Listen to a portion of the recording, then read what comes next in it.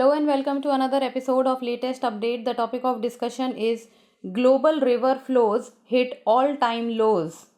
River flows around the world fell to all-time low last year amid record heat, endangering water supplies in an era of growing demand, a UN Weather Agency report showed. According to the State of Global Water Resources report, based on data going back 33 years, prolonged droughts cut river flows in large parts of North, Central, and South America, with the Mississippi and Amazon River basins reporting record low water levels in 2023. The Ganges and Mekong River basins also experienced below average conditions.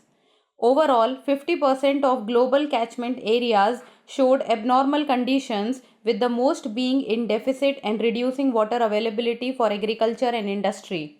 World Meteorological Organization Secretary General Celeste Solo said that water is becoming the most telling indicator of our time of climate's distress, and yet, as a global society, we are not taking action to protect these reserves. The record heat last year also resulted in the biggest mass losses for the world's glaciers in 50 years, the WMO report showed. Overall, they lost 600 gigatons of water in an extreme melt year.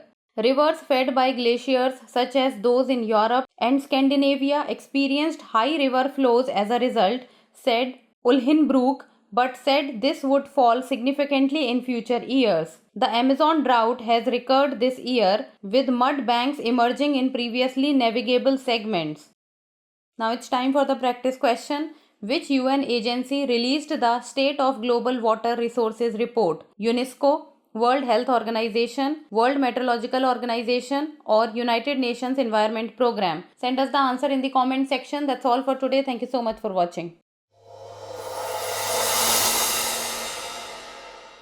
For more informative content, like, share and subscribe, and do not forget to press the bell icon to get the notifications.